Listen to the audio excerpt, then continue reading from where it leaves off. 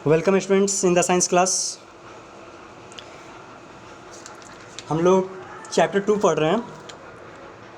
Physics का generally chapter 2 पढ़ रहे हैं और साइंस का एनसीईआरटी के बुक का चैप्टर 9 पढ़ रहे हैं। Force and laws of motion पढ़ रहे हैं और force and laws of motion का ये इस क्लास में आज हम लोग मोमेंटम पढ़ने वाले हैं। मोमेंटम क्या होता है? ओके स्टूडेंट्स, बहुत इंपॉर्टेंट है momentum. First law of motion हम लोग पढ़ चुके हैं और नेक्स्ट क्लास में हम लोग सेकंड लॉ ऑफ मोशन पढ़ने वाले हैं, Newton second law of motion. Newton second law of motion के लिए मोमेंटम जो है बहुत इंपॉर्टेंट टॉपिक है। तो मोमेंटम को समझने के लिए हम लोग मोमेंटम समझते हैं कि आखिर ये मोमेंटम होता क्या है, मोमेंटम किसको कहेंगे हम लोग, ठीक है। तो यहाँ पर डिफिनीसन आप देख सकते हैं, मोमेंटम का डिफिनीसन दिया गया है कि the momentum of an object is defined as the product of its mass and velocity.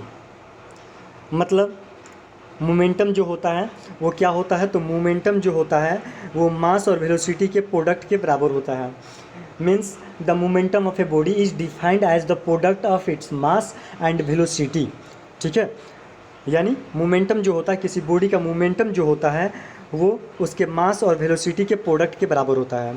यदि मोमेंटम को P से डिनोट किया जाए तो P इक्वल टू हो जाएगा, मास को AM से डिनोट किया जाता है और वेलोसिटी को V से डिनोट किया जाता है, तो P इक्वल टू हो जाएगा AMV। P इक्वल टू क्या हो जाएगा? AMV। ओके स्टूडेंट्स, तो ये आपका मोमेंटम का फार्मूला हो गया, P इक्वल टू AMV। यानी मोमेंटम का डिफिनीसन क्या हो सकता है? तो मोमेंटम का डिफिनीसन यहाँ पे होगा, the momentum of an object is defined as the product of its mass and velocity. Mass और वेलोसिटी का जो प्रोडक्ट होगा उस प्रोडक्ट को हम लोग क्या बोलेंगे? तो मोमेंटम बोलेंगे, ठीक है। यानी मास और वेलोसिटी के प्रोडक्ट को ही हम लोग मोमेंटम बोलते हैं। नेक्स्ट, मोमेंटम से रिलेटेड मोमेंटम जो होता है, हम लोग दो क्वांटिटी पढ़े थे, एक स्केलर क्वांटिटी पढ़े थे, एक वेक्टर क्वांटिटी पढ़े थे। यानी जिसका डायरेक्शन और मैग्नीट्यूड दोनों होता है उसको वेक्टर क्वांटिटी बोलते हैं, और जिसका केवल मैग्नीट्यूड होता है उसको हम लोग स्केलर क्वांटिटी बोलते हैं। तो यहाँ पर स्टूडेंट मोमेंटम जो है वो आपका वेक्टर क्वांटिटी है। मोमेंटम जो है आपका वेक्टर क्वांटिटी है। वेक्टर क्वांटिटी क्यों है?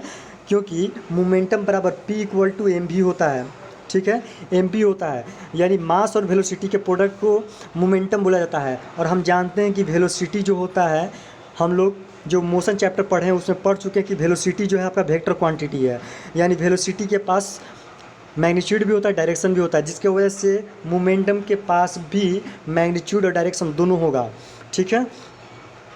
इसलिए मोमेंटम जो होगा आपका वेक्टर क्वांटिटी होगा, ठीक है, क्योंकि मोमेंटम के पास डायरेक्शन भी होता है और मैग्नीट्यूड भी होता है। Momentum has both magnitude as well as direction, thus momentum is a vector quantity. Direction of momentum of an object is the same as the direction of its velocity. यानी velocity का जो direction होता है वही momentum का direction होता है, ठीक है।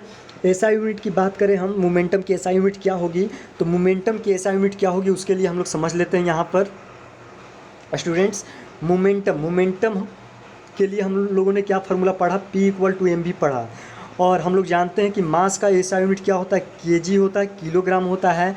और वेलोसिटी का क्या होता है? तो मीटर पर सेकंड होता है, ठीक है। इस तरह मोमेंटम का एसआई यूनिट क्या हो जाएगा? kg मीटर पर सेकंड हो जाएगा, ठीक है। यानी मोमेंटम का एसआई यूनिट क्या होता है? kg मीटर पर सेकंड होता है। यहाँ पर आप देख सकते हैं, the SI unit of momentum is kg पर मीटर सेकंड। कैसे हुआ? तो समझ में आया। P इक्वल टू होता है MV, मास को हम लोग kg में मेजर करते हैं और वेलोसिटी को मीटर पर सेकंड में मेजर करते हैं, जिसके वजह से एसआई यूनिट इसका जो होगा वो क्या हो जाएगा? kg मीटर पर सेकंड होगा, ठीक है। नेक्स्ट बात है, इसमें एक स्टेटमेंट यहाँ पर दिया गया है जो बहुत इंपॉर्टेंट है। Every moving object possesses momentum. यानी जो भी ऑब्जेक्ट मूव करेगा उसके पास अपना कुछ ना कुछ मोमेंटम होता है, चाहे वो मोमेंटम का वैल्यू कम हो या अधिक हो, लेकिन मोमेंटम होगा।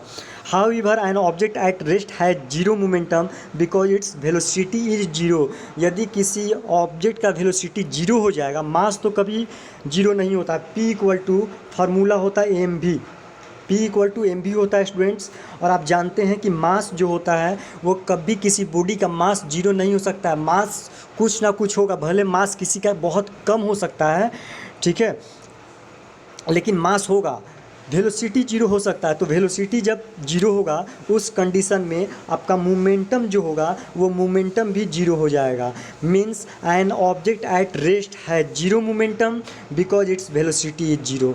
यदि कोई ऑब्जेक्ट रेस्ट में है तो रेस्ट में है उसका मतलब उसका वेलोसिटी जीरो है, और जब उसका वेलोसिटी जीरो है तो उसका मोमेंटम क्या होगा स्टूडेंट्स, तो उसका मोमेंटम जो है आपका पी जो है वो आपका जीरो होगा। क्लियर। तो आज की क्लास में हम लोगों ने मोमेंटम पढ़ा, मोमेंटम का एसआई यूनिट पढ़ा कि केजी मीटर पर सेकंड होता है, और नेक्स्ट हम लोगों ने पढ़ा कि मोमेंटम जो होता है वो आपका एक तरह से वेक्टर क्वांटिटी है, क्योंकि इसके पास मैग्नीट्यूड भी होता है और साथ में वेलोसिटी मैग्नीट्यूड भी होता है और साथ में इसका डायरेक्शन भी होता है, यानी मैग्नीट्यूड के साथ साथ डायरेक्शन होने की वजह से, ठीक ना, इसको क्या बोलते हैं हम लोग, तो इसको हम लोग वेक्टर क्वांटिटी बोलते हैं।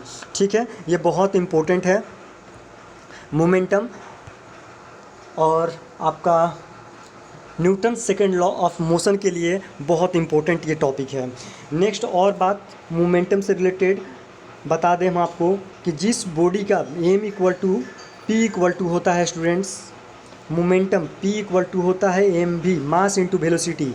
यदि स्टूडेंट्स मास किसी का अधिक होगा, किसी बॉडी का मास अधिक होगा तो उसका मोमेंटम अधिक होगा, यदि किसी बॉडी का वेलोसिटी अधिक होगा तो उसका मोमेंटम भी उसका भी अधिक होगा। जैसे फॉर एग्जांपल एक छोटे से बाइक के कंपैरिजन में, एक बाइक है और एक बड़ा सा ट्रक है, तो ट्रक के कंपैरिजन में बाइक का जो मोमेंटम होगा वो बहुत कम होगा, क्योंकि मास ट्रक का जो है वो अधिक है। जिसका मास अधिक होगा उसका मोमेंटम अधिक होगा। Means momentum is directly proportional to the mass of the object, यानी मास ऑफ द ऑब्जेक्ट के मास के डायरेक्टली प्रोपोर्शनल होता है, यानी मास यदि इंक्रीज करेगा तो मोमेंटम भी इंक्रीज करेगा।